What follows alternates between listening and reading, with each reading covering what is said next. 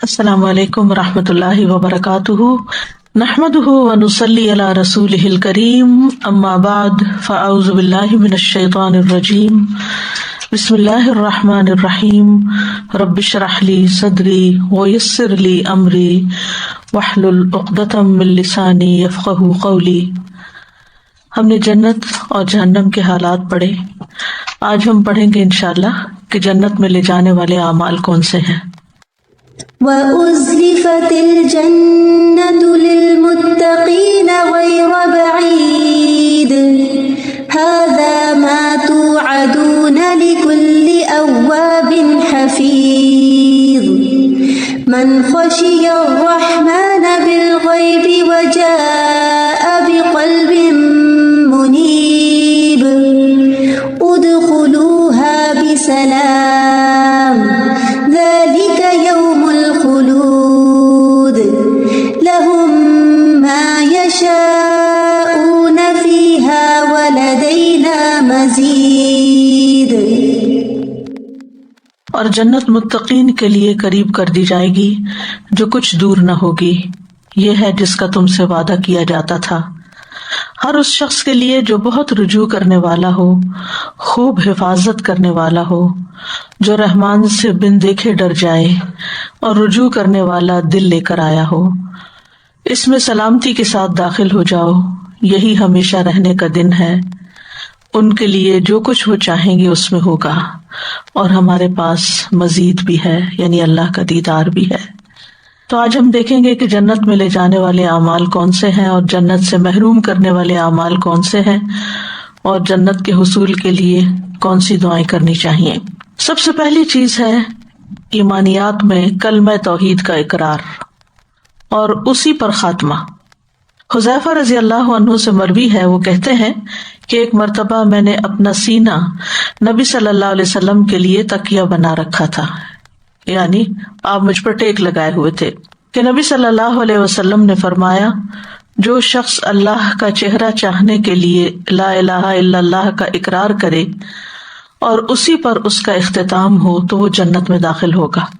یعنی یہ سب سے پہلی اور اہم ترین شرط ہے کہ لا الہ الا اللہ کا اقرار کیا جائے اور مرتے وقت بھی اسی پر انسان کی موت آئے۔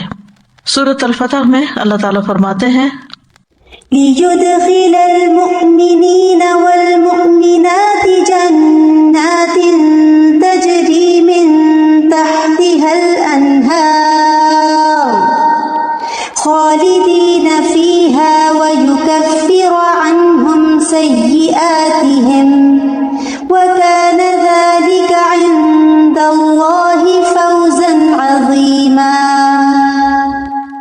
تاکہ وہ مومن مردوں اور مومن عورتوں کو ان باغوں میں داخل کرے جن کے نیچے سے نہریں چلتی ہیں۔ تو یہاں پر جنت میں جانے کے لیے کیا ہے؟ ایمان لانا ضروری ہے، ہمیشہ ان میں رہنے والے اور ان سے ان کی برائیاں دور کر دے، اور یہ ہمیشہ سے اللہ کے نزدیک بہت بڑی کامیابی ہے کہ کوئی شخص ایمان لائے اور پھر جنت میں داخل ہو جائے۔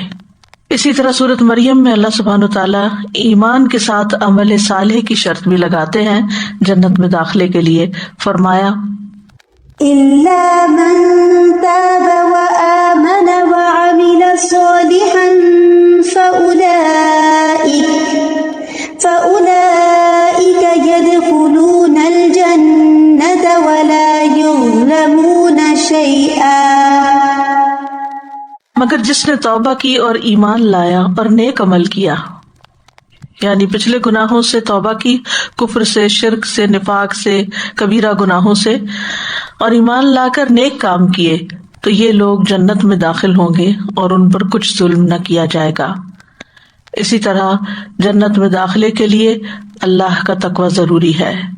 سورۃ مریم میں فرمایا، تِلْكَ الْجَنَّةُ الَّتِي نُورِثُ مِنْ عِبَادِنَا مَنْ كَانَ تَقِيًّا۔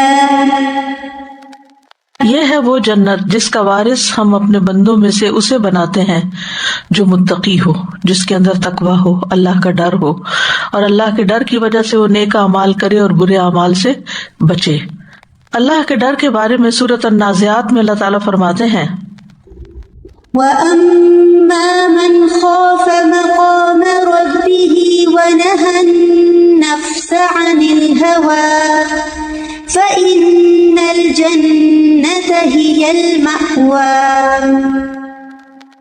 اور رہا وہ جو اپنے رب کے سامنے کھڑے ہونے سے ڈر گیا کہ ایک دن اللہ کے سامنے جا کے کھڑے ہونا ہے، مجھ سے میرے اعمال کے بارے میں پوچھا جائے گا، حساب لیا جائے گا، تو میں کیا جواب دوں گا.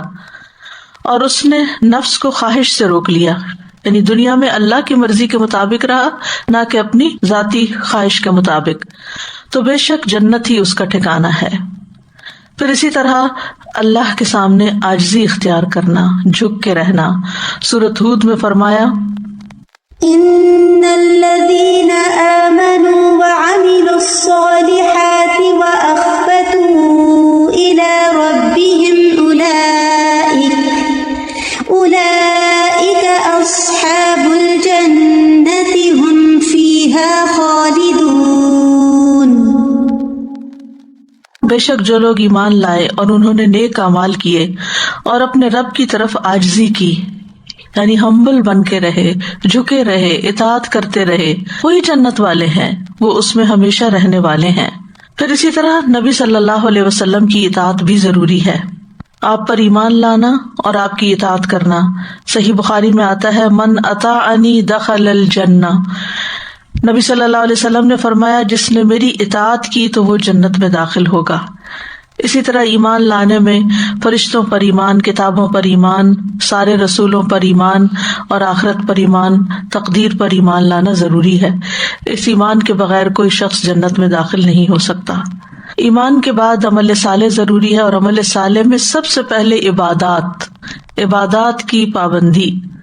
رسول اللہ صلی اللہ علیہ وسلم نے فرمایا جو شخص اللہ اور اس کے رسول پر ایمان لائے اور نماز قائم کرے اور رمضان کے روزے رکھے تو اللہ پر حق ہے کہ وہ اسے جنت میں داخل کرے. 5 نمازوں کی حفاظت. رسول اللہ صلی اللہ علیہ وسلم نے فرمایا اللہ تبارک و تعالیٰ نے اپنے بندوں پر 5 نمازیں فرض کر دی ہیں، جو شخص انہیں اس طرح ادا کرے کہ ان میں سے کسی چیز کو ضائع نہ کرے اور نہ ان کا حق معمولی سمجھے، یعنی پورے رکوع اور سجود کرے، طہارت پراپر کرے، تو اللہ تبارک و تعالیٰ کا وعدہ ہے کہ اسے جنت میں داخل کرے. اور جو انہیں اس طرح ادا نہ کرے گا، یعنی نماز تو پڑھ رہا ہے لیکن وقت پہ نہیں پڑھ رہا، یا وضو پراپر نہیں کیا، یا سطر کا اہتمام نہیں کیا، یا قبلہ رخ نہیں ہوا، یا اور شرائط کو پورا نہیں کیا، تو پھر اللہ کا اس سے کوئی وعدہ نہیں، چاہے تو سزا دے چاہے تو بخش دے. تو اس لیے صرف نماز پڑھنا کافی نہیں، اس کے لیے ضروری ہے کہ اس کو شرائط اور آداب کے ساتھ ادا کیا جائے. ایک دن میں 12 رکعت سنت نماز ادا کرنے والے کے لیے بھی جنت میں محل کی خوشخبری ہے. نبی صلی اللہ علیہ وسلم نے فرمایا جو شخص ہمیشہ 12 رکعت پڑھے گا، من ثابر علی، یعنی یہ نہیں ایک دن پڑھ لیے، من ثابر علی 12 رکعتا، جو شخص ہمیشہ 12 رکعت سنت پڑھے تو اللہ عز و جل اس شخص کے لیے جنت میں گھر بنائے گا. ظہر کے فرض سے قبل 4، ظہر کے فرض کے بعد 2، مغرب کے فرض کے بعد 2، عشاء کے فرض کے بعد 2، اور فجر کے فرض سے پہلے 2 رکعت. اس طرح ٹوٹل 12 سنت ہو گئی. انہیں سنن رواتب بھی کہا جاتا ہے. یہ فرائض کے علاوہ ہے، فرض نماز کے علاوہ. پھر صبح شام مسجد میں حاضری.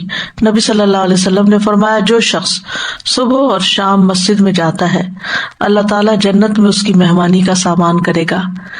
وہ صبح شام جب بھی مسجد جائے گا. پھر روزے کی حالت میں خاتمہ ہونا.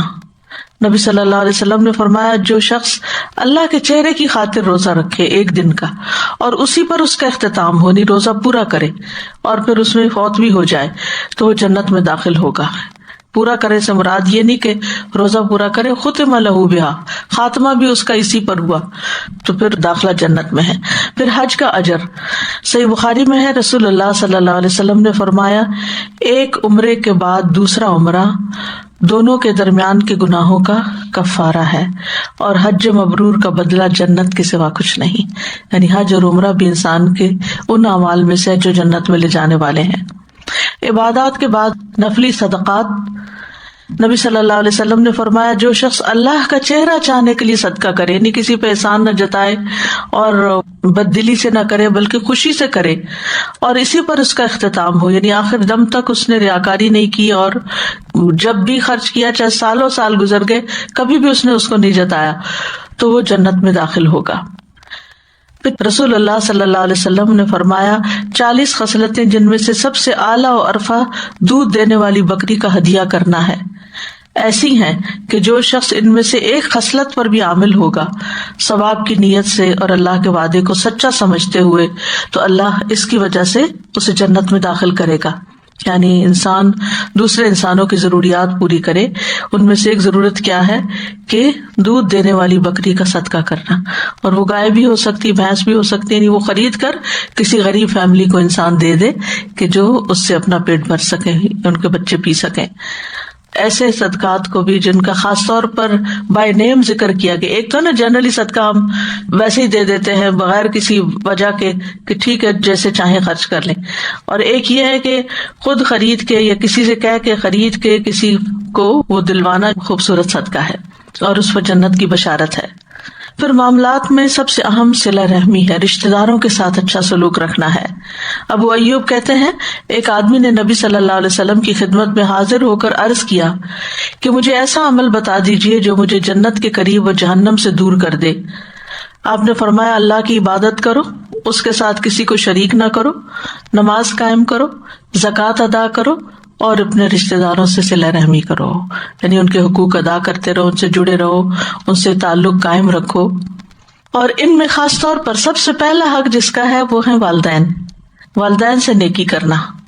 حضرت عائشہ کہتی ہیں کہ رسول اللہ صلی اللہ علیہ وسلم نے فرمایا میں سویا تو میں نے خواب میں اپنے آپ کو جنت میں دیکھا, تو میں نے وہاں ایک قاری کی تلاوت کی آواز سنی. میں نے پوچھا یہ کون ہے؟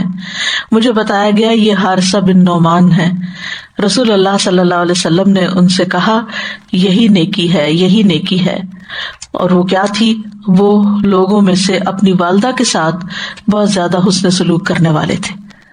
یعنی والدین اور والدین میں سے بھی والدہ, اس کے ساتھ حسن سلوک کرنا, اس کا خیال رکھنا, اس کی ضروریات پوری کرنا, اس کا دل خوش کرنا, زندہ ہو تب بھی اور اگر کوئی فوت ہو جائے تو مرنے کے بعد بھی ان کے لیے صدقہ خیرات کرنا.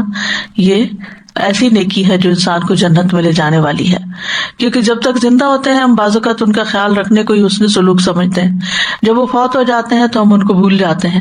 نہیں, ان کے لیے لازم کر لینی چاہیے دعا بھی اور صدقہ بھی جو ریگولر بیسس پر ہو. پھر اسی طرح عام لوگوں کے ساتھ تعلق اچھا کیسے ہو؟ ان کو وہ دینا جو خود کو پسند ہو, یعنی اپنی پسندیدہ چیزوں میں سے دوسروں کو دینا.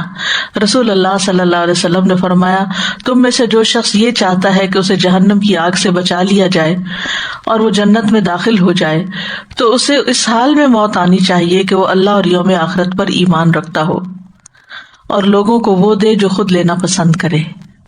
یعنی اوروں کے لیے بھی وہی چیز پسند کرے جو اپنے لیے پسند کرتا ہے. جب کسی کے ساتھ انسان معاملہ کرنے لگے تو سوچے کہ کیا میں اپنے لیے پسند کروں گا جو میں دوسرے کے لیے کر رہا ہوں. پھر کھانا کھلانا اور عمدہ کلام کرنا. ہانی بن یزید کہتے ہیں میں نے کہا اللہ کے رسول صلی اللہ علیہ وسلم کون سی چیز جنت کو واجب کرتی ہے؟ واجب کا مطلب یہ کہ لازم ہو جاتی. آپ نے فرمایا تم عمدہ کلام یعنی اچھی بات کرو اور کھانا کھلانے کو لازم پکڑ لو. یعنی یہ نہیں کہ ایک آدھ دفعہ بلکہ اپنی ہیبٹ بنا لو کہ اپنے کھانے میں سے دوسرے کو کھلاؤ. پھر مریض کی عیادت یا اللہ کی خاطر کسی سے ملاقات کرنا. رسول اللہ صلی اللہ علیہ وسلم نے فرمایا جو کسی بیمار کی عیادت کرے یا اپنے دینی بھائی سے ملاقات کرنے کے لیے جائے تو آسمان سے ایک فرشتہ اعلان کرتا ہے کہ تم بھی پاک ہو, یعنی گناہ سے پاک ہو گئے ہو, اور تمہارا چلنا بھی پاک ہے اور تم نے جنت میں گھر بنا لیا. اور اس میں ضروری نہیں کہ گھر سے باہر والے لوگ ہی بیمار ہوں تو انسان خاص طور پر ان کے لیے پوچھے, جو گھر میں پڑے ہوئے ہوں ان کا خیال رکھنا بھی ضروری ہے, اور اس نیت کے ساتھ کہ اس کا اتنا اجر ہے صبح و شام ان کا خاص طور پر حال پوچھے. بعض اوقات ہم اور خدمت کرتے رہتے ہیں لیکن حال نہیں پوچھتے, تو حال پوچھنا بھی اسی میں آتا ہے. پھر اسی طرح نیکی کے کام جو مختلف طرح کے ہیں. ابو ذر کہتے ہیں میں نے کہا اللہ کے رسول صلی اللہ علیہ وسلم کون سی چیز بندے کو آگ سے نجات دلاتی ہے؟ آپ نے فرمایا اللہ پر ایمان لانا. میں نے کہا اللہ کے نبی کیا ایمان کے ساتھ عمل بھی ضروری ہے؟ آپ نے فرمایا اللہ نے جو رزق اسے عطا کیا ہے اس میں سے خرچ کرے, یعنی دینے والا بنے. میں نے کہا کہ اللہ کے رسول صلی اللہ علیہ وسلم اگر وہ فقیر ہو اور اس کے پاس کوئی ایسی چیز نہ ہو جو اللہ کے راستے میں دے سکے, آپ نے فرمایا پھر وہ نیکی کا حکم دے اور برائی سے روکے. میں نے کہا اللہ کے رسول صلی اللہ علیہ وسلم اگر وہ ایسا کرنے سے عاجز ہو اور نیکی کا حکم دینے اور برائی سے روکنے کی طاقت نہ رکھتا ہو، آپ نے فرمایا پھر وہ کسی بے ہنر جاہل کو کوئی ہنر سکھا دے، جو ہنر آپ کو آتا ہے. مثلا ہنر کیا ہوتے ہیں، جیسے کسی کو کمپیوٹر سکھا دینا، کسی کو کوئی کپڑے سینے سکھا دینا، کسی کو کھانا پکانا سکھا دینا، روٹی پکانا سکھا دینا، کپڑے دھونا سکھا دینا. یہ جو گھر کے کام ہوتے ہیں یہ بھی ایک اسکل ہوتی ہے، کیونکہ اگر وہ طریقے صحیح آتے ہوں تو انسان بہت جلد اور آسان طریقے سے کام کر سکتا ہے. میں نے دیکھا کہ بعض لوگوں کو برتن تک دھونے نہیں آتے ہوتے، بچپن سے انہیں کسی نے سکھایا نہیں، یا والدہ کو بھی نہیں آتے ہوں گے، اس نے بھی نہیں سیکھے، آگے بچیوں کے اندر بھی وہی چیز. اور بعض اوقات بچیوں کے اندر جب یہ ہنر نہیں ہوتے تو اگلے گھروں میں جا کے ان کے لیے بڑی بڑی مشکلات پیدا ہو جاتی ہیں. تو یہ ہنر سکھانا بھی دوسرے کے لیے دنیا میں بھی آسانی کا باعث اور اپنے لیے جنت کمانے والی بات. میں نے کہا اگر وہ خود بے ہنر ہو، اس کو ہی نہیں کچھ عقل اور کچھ بھی کرنے کی طاقت نہ رکھتا ہو، آپ نے فرمایا پھر کسی مغلوب اور مظلوم کی مدد کرے. میں نے کہا اگر وہ خود ضعیف ہو اور مظلوم کی مدد کرنے کی طاقت نہ رکھتا ہو، آپ نے فرمایا تو اپنے بھائی میں کوئی خیر و بھلائی چھوڑنا ہی نہیں چاہتا، یعنی اسے کچھ بھی نہیں آتا.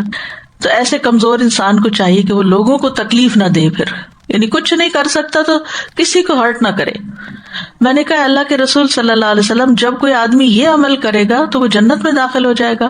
آپ نے فرمایا جو مسلمان بھی ان میں سے کوئی نیکی کرے گا، یعنی جتنے بھی کام بتائے گئے ہیں، وہ نیکی اس کا ہاتھ پکڑ لے گی یہاں تک کہ وہ اسے جنت میں داخل کر دے گی. یعنی نیک کام کرنے کے جو عمومی نیک کام ہیں ان کے بھی اتنے فائدے ہیں. پھر اسی طرح اچھی گواہی ہونا بندے کی، اچھے کام کرنا تاکہ اچھی گواہیاں ہوں.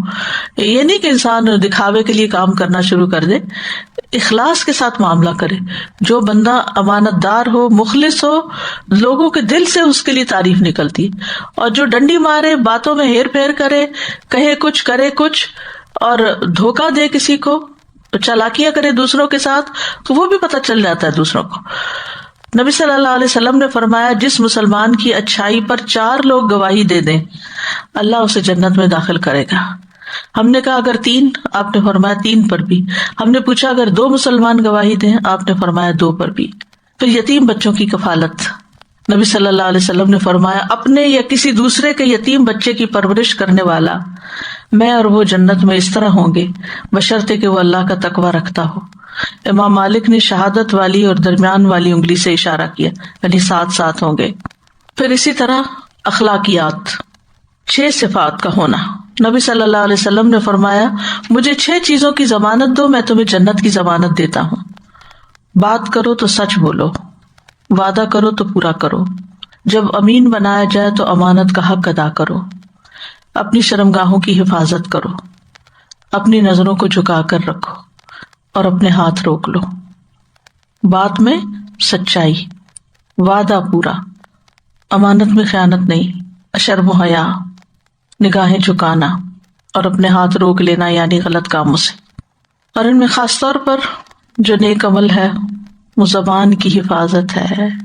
ابو ہریرہ کہتے ہیں ایک آدمی نے عرض کیا یا رسول اللہ صلی اللہ علیہ وسلم فلاں عورت نماز، روزہ، صدقہ کی کمی میں مشہور ہے. کمی سے مراد یہ نہیں کہ وہ فرائض نہیں ادا کرتی، یعنی فرض پورے کر لیتی ہے، صرف پنیر کے چند ٹکڑے صدقہ کرتی ہے، لیکن اپنی زبان سے پڑوسیوں کو نہیں ستاتی، یعنی کسی کو دکھ نہیں دیتی. آپ نے فرمایا وہ جنتی ہے.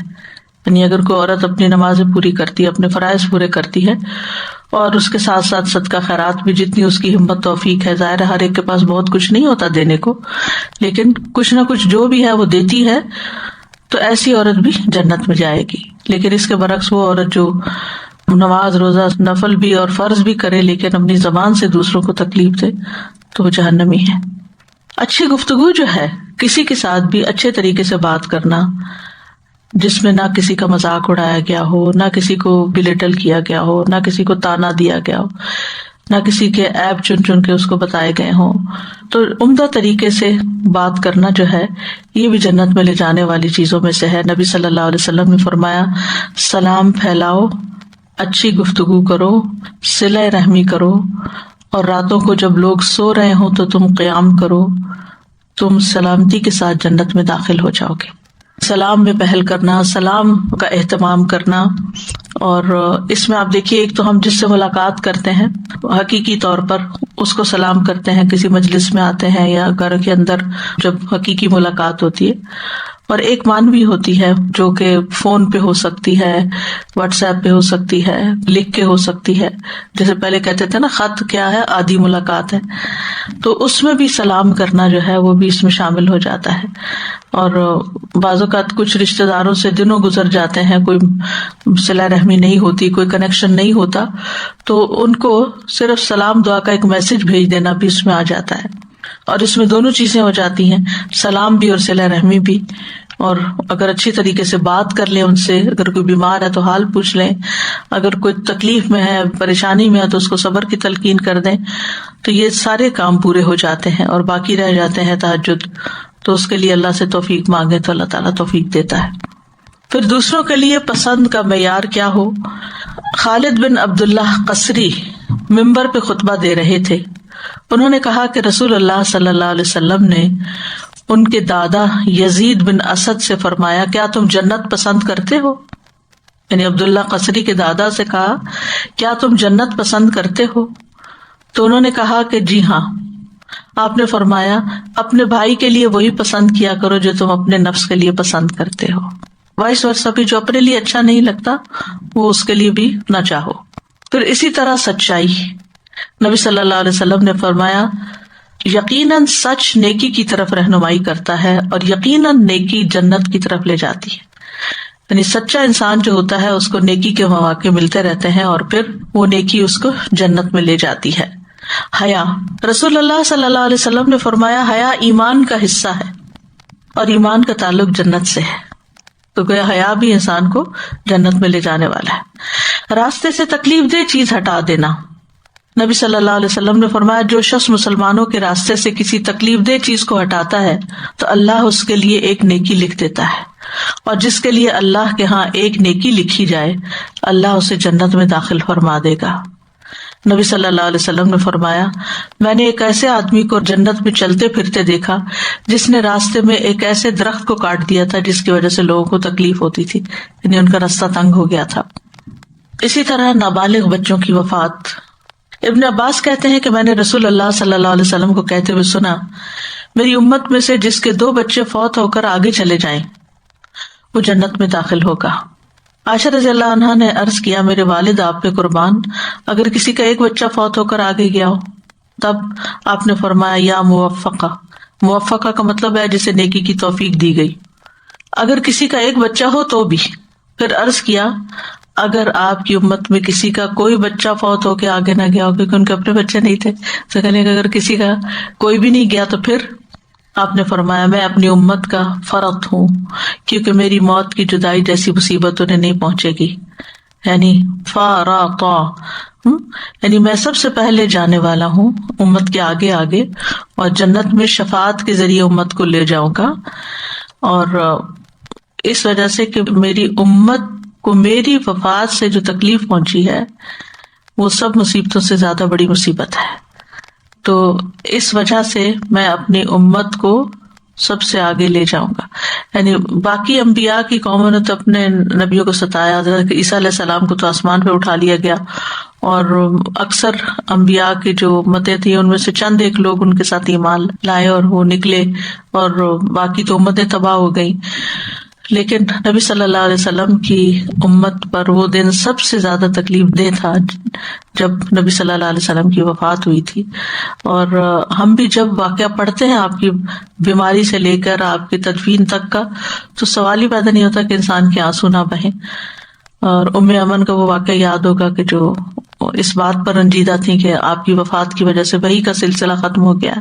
یہ حضرت عائشہ کے سوال اور نبی صلی اللہ علیہ وسلم کے جواب سے مجھے یاد آیا استاد جی کہ وہ جو کسی کے نابالغ بچے کی وفات کی جو دعا ہے نا، اللہم اجعلہ لنا سلفا و فرطا، تو نبی صلی اللہ علیہ وسلم نے وہی لفظ کہا ہے کہ میں اس کا فرط ہوں گا، یعنی جس کے اگر کوئی اولاد نہیں بھی ہے تو میں اس کے لیے ہوں.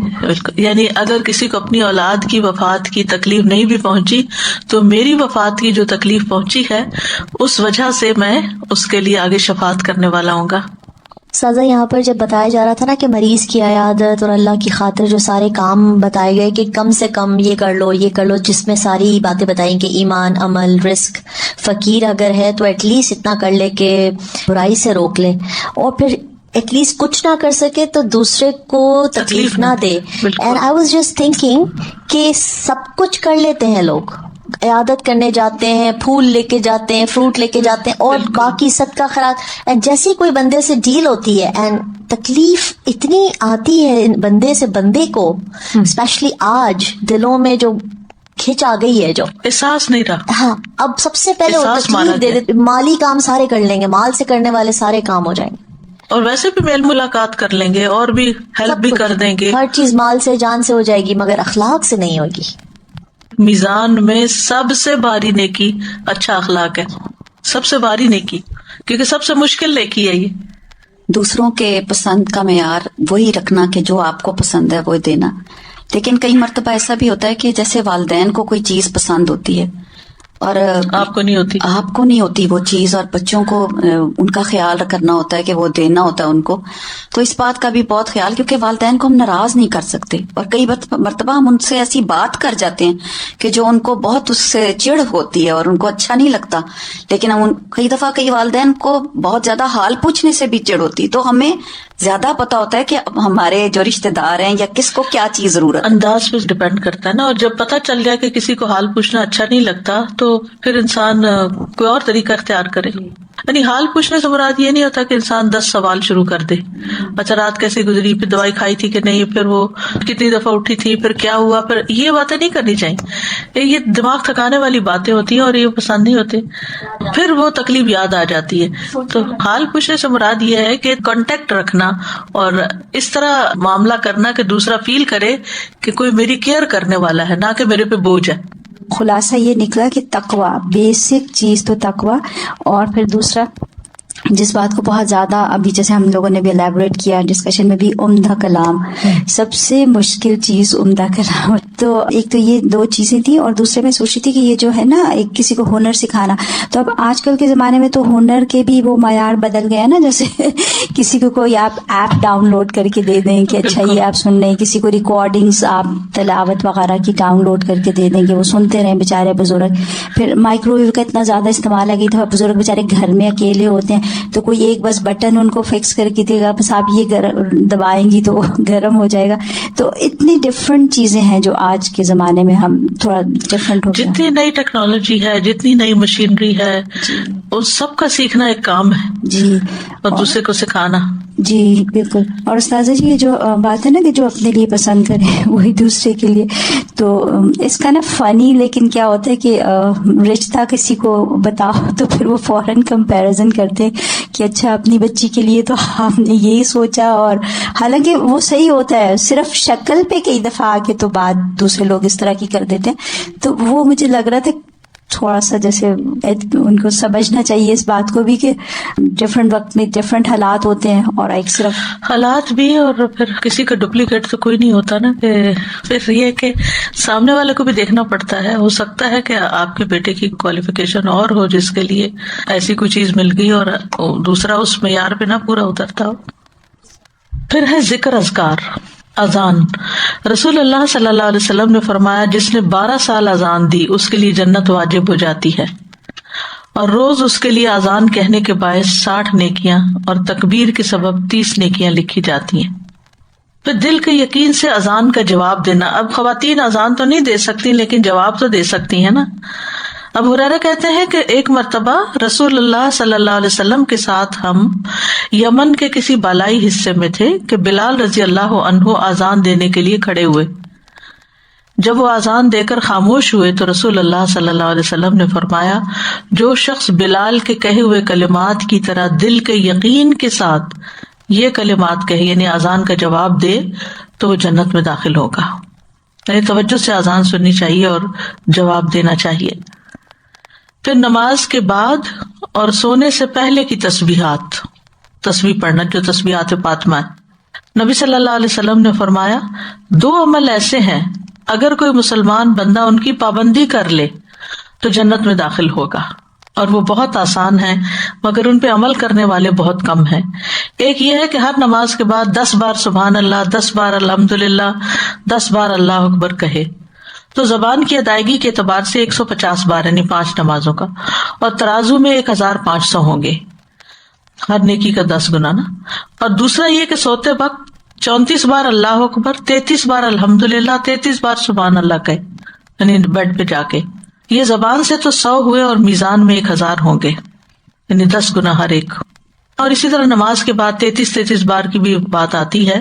اگر 33 بار کا ٹائم نہیں تو 10 بار کا تو ٹائم نکالنا ہی چاہیے. کتنے منٹ لگیں گے اس میں؟ اور اگر اس کے بدلے جنت ملتی ہو تو اور کیا چاہیے؟ صرف عادت بنانے کی دیر ہے. پھر قرآن مجید کی سورتوں سے محبت. انس بن مالک رضی اللہ عنہ روایت کرتے ہیں کہ ایک شخص نے کہا، اے اللہ کے رسول، میں قل هو اللہ احد سے محبت رکھتا ہوں. تو نبی صلی اللہ علیہ وسلم نے فرمایا، تمہاری اس سے محبت تمہیں جنت میں داخل کرے گی. یعنی قل هو اللہ احد میں اللہ تعالیٰ کی توحید ہے، تو اس صورت سے محبت تمہیں جنت میں داخل کرے گی. پھر اللہ تعالیٰ کے 99 نام یاد رکھنا. ان للہ 99 اسما 100 الا واحدا من احصاها دخل الجنہ. نبی صلی اللہ علیہ وسلم نے فرمایا اللہ تعالیٰ کے 99 نام ہیں، یعنی 1 کم 100. جو شخص ان سب کو محفوظ رکھے گا یعنی ان کو یاد رکھے گا وہ جنت میں داخل ہوگا. اور خاص طور پر آپ دیکھیے کہ ان کا معنی جاننا، اور جب کوئی وقت آئے مشکل تو اس وقت اللہ کا کوئی ایسا نام یاد کر لینا کہ جس سے اس کی تکلیف دور ہو جائے. کیونکہ انسان کی یہ نیچر ہے کہ تکلیف میں اسے کوئی چاہیے ہوتا ہے، کوئی مددگار چاہیے ہوتا ہے، کوئی کنسول کرنے والا چاہیے ہوتا ہے، کوئی اس کی سننے والا چاہیے ہوتا ہے، کوئی آسرا چاہیے ہوتا ہے، جسے ہم کہتے ہیں نا آسرا، وہ آسرا چاہیے ہوتا ہے. تو جو اللہ سبحانہ وتعالیٰ کو اپنا آسرا بنا لے اور اللہ سبحانہ وتعالیٰ سے مدد مانگے اور اس کی طرف رجوع کرے اور اس سے دعائیں کرنا شروع کر دے، تو آپ سوچئے کہ پھر اس کی مصیبت کتنی ہلکی ہو جائے گی اور حل بھی ہو جائے گی. ایسے موقع پر اس موقع کی مناسبت سے اللہ تعالیٰ کا کوئی نام یاد کر کے اس کو اس کے ساتھ پکار کے یا اس کی اس خوبی کے ساتھ یاد کر کے تسلی رکھنا، یہ بھی بڑا ضروری ہے. پھر وضو کے بعد کے نفل پڑھنے سے جنت واجب ہوتی ہے. عقبہ بن عامر جوہنی سے روایت ہے کہ رسول اللہ صلی اللہ علیہ وسلم نے فرمایا، جو کوئی وضو کرے اور اچھا وضو کرے پھر 2 رکعتیں پڑھے اور وہ اپنے دل اور چہرے سے ہی ان پر متوجہ رہے تو اس کے لیے جنت واجب ہوگی. تو آپ دیکھیے کہ جیسے چاشت کی نماز ہے یا ضحیٰ کی نماز ہے، تو اس وقت آپ وضو کے بعد نفل ہی پڑھتے ہیں نا، تو اگر وہ نفل پوری توجہ کے ساتھ پڑھے جائیں کہ ادھر ادھر دھیان نہ کریں تو جنت واجب کرنے والے ہیں. پھر اسی طرح اذکار میں سے جنت کے حصول کے لیے نہایت آسان کلمات ہیں. آپ نے فرمایا جو یہ کلمات کہے، رضیت باللہ ربا وبالاسلام دینا وبمحمد رسولا، اس کے لیے جنت واجب ہو جاتی ہے. پھر سید الاستغفار پڑھنا. سید الاستغفار، نبی صلی اللہ علیہ وسلم نے فرمایا کہ سید الاستغفار یہ ہے کہ تم کہو، اللہم انت ربی لا الہ الا انت خلقتنی وانا عبدک وانا علی عہدک ووعدک ما استطعت اعوذ بک من شر ما صنعت ابوء لک بنعمتک علی وابوء بذنبی فاغفر لی فانہ لا یغفر الذنوب الا انت. اے اللہ تو میرا رب ہے، تیرے سوا کوئی معبود نہیں، یعنی معبود برحق نہیں. تو نے مجھے پیدا کیا ہے اور میں تیرا ہی بندہ ہوں. میں اپنی طاقت کے مطابق تیرے عہد و پیمان پر کاربند ہوں. میں ان بری حرکتوں سے تیری پناہ چاہتا ہوں جو میں نے کی ہیں، اور ان نعمتوں کا اقرار کرتا ہوں جو تو نے مجھ پر کی ہیں، اور میں اپنے گناہوں کا بھی اعتراف کرتا ہوں. میری مغفرت کر دے. بلا شبہ تیرے سوا کوئی بھی گناہ معاف کرنے والا نہیں، اور لوگ تو ویسے ہی نہیں معاف کرتے، تو اللہ ہی معاف کر سکتا ہے، تو اللہ ہی معاف کرنے والا ہے اس پورے یقین کے ساتھ. اب آپ دیکھیں یہاں اللہ سبحانہ تعالیٰ ہی کے ساتھ بات ہو رہی ہے، اسی سے معافی مانگی جا رہی ہے، تو یہ اللہ کے ساتھ تعلق جانے یہ بڑا ضروری ہے. آپ نے فرمایا جس نے صبح ان پر یقین کرتے ہوئے دل کی گہرائی سے انہیں پڑھا، پھر شام ہونے سے پہلے اسی دن اس کا انتقال ہو گیا تو وہ جنتی ہے. یعنی اگر فجر میں پڑھا تھا اور دن میں فوت ہو گیا تو جنتی ہے.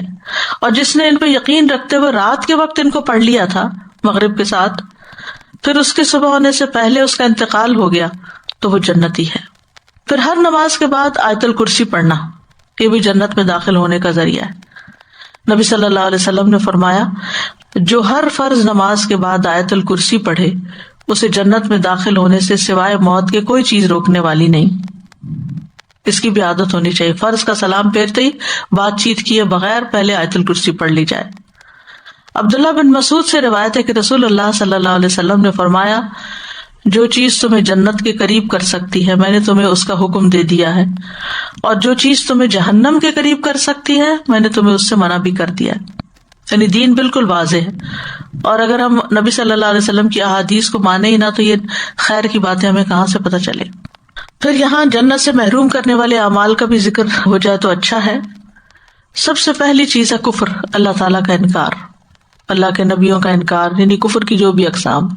سورۃ الاعراف میں اللہ تعالیٰ فرماتے ہیں ونادى أصحاب النار أصحاب الجنة أن أفيضوا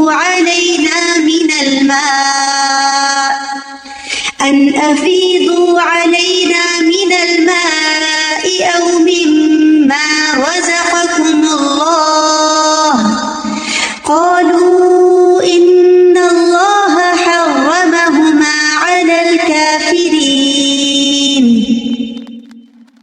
اور آگ والے جنت والوں کو آوازیں دیں گے جہنم میں سے کہ ہم پر کچھ پانی بہا دو، یا اس میں سے جو کچھ اللہ نے تمہیں رزق دیا ہے اس میں سے کچھ کھانے کو دے دو.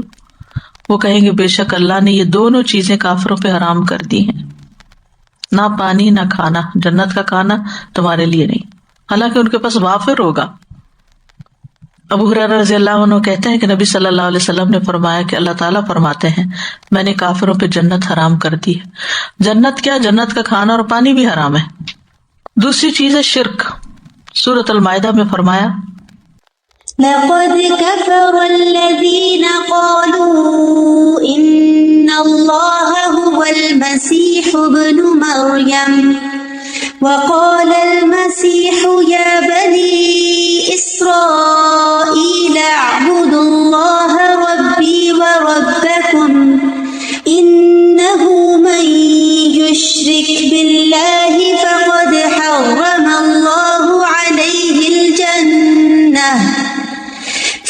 حرم الله عليه الجنة ومأواه النار وما للظالمين من أنصار. اے بنی اسرائیل اللہ کی عبادت کرو. مسیح علیہ السلام نے کہا تھا جو میرا اور تمہارا رب ہے. بے شک حقیقت یہ ہے کہ جو بھی اللہ کے ساتھ شریک بنائے، یعنی کسی کو اللہ کا بیٹا قرار دے یا پارٹنر، تو یقیناً اس پر اللہ نے جنت حرام کر دی اور اس کا ٹھکانہ آگ ہے، اور ظالموں کے لیے کوئی مدد کرنے والا نہیں. اسی طرح اللہ تعالیٰ کی آیات کا انکار اور تکبر کرنا یہ بھی جنت سے محروم کرنے والی چیز ہے. سورۃ الاعراف آیت 40 میں فرمایا إن الذين كذبوا بآياتنا واستكبروا عنها لا تفتح لهم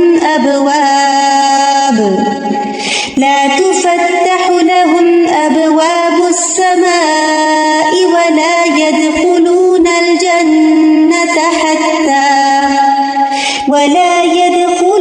الجنة حتى يلج الجمل في سم الخياط وكذلك نجزي المجرمين. بے شک جن لوگوں نے ہماری آیات کو جھٹلایا اور انہیں قبول کرنے سے تکبر کیا، ان کے لیے نہ آسمان کے دروازے کھولے جائیں گے اور نہ وہ جنت میں داخل ہوں گے یہاں تک کہ اونٹ سوئی کے ناکے میں داخل ہو جائے. یہاں تک کہ اونٹ سوئی کے ناکے میں داخل ہو جائے، اور اونٹ بھلا کیسے داخل ہو سکتا، امپاسبل. اور ہم مجرموں کو اسی طرح بدلا دیتے ہیں. پھر قطع رحمی.